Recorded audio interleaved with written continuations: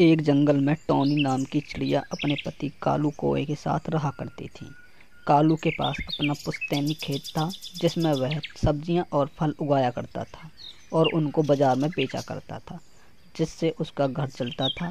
एक दिन कालू अपने खेत में काम कर रहा था, तभी उसको प्यास लगी। वह पानी पीने के लिए तालाब में जाता है। कालू पानी पीकर जैसे ही चलने को होता है तो उसको एक पोटली तालाब में बहती हुई मिलती है। कालू उस पोटली को लेकर घर आ जाता है और पोटली टॉनी को देता है। टॉनी उससे पूछती है कि इसमें क्या है, तो वह उसको सारी बात बता देता है। कालू और टॉनी उस पोटली को खोलते हैं तो उसमें से अमरूद के बीज निकलते हैं। टॉनी कालू से बोलती है, कालू जी, क्यों ना हम इस बार अपने खेत में अमरूद की फसल लगाएं। हमको अब अमरूद के बीज भी नहीं लेने पड़ेंगे और इस बार तो बाज़ार में अमरूद के भाव बहुत हैं। 10 रुपये का बस एक ही अमरूद मिल रहा है। कालू टॉनी की इस बात को मान लेता है।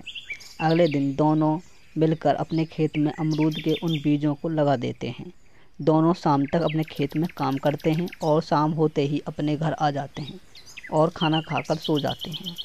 अगले दिन जब कालू अपने खेत पर जाता है तो देखता है कि वहाँ तो अमरूद के पेड़ लगे हुए हैं और उन पर अमरूद भी आ गए हैं।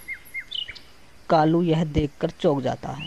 वह जल्दी से टॉनी के पास जाता है और उसको सारी बात बता देता है। टॉनी बोलती है कि यह कैसे हो सकता है, कल ही तो हमने अमरूद के बीज लगाए हैं और आज उस पर अमरूद भी आ गए। कालू जी, हो ना हो वह अमरूद के बीज जादू ही होंगे। कालू भी बोलता है कि हाँ टॉनी, मुझे भी यही लग रहा है, वह बीज जादू ही हैं, तभी उन पर इतनी जल्दी अमरूद आ गए।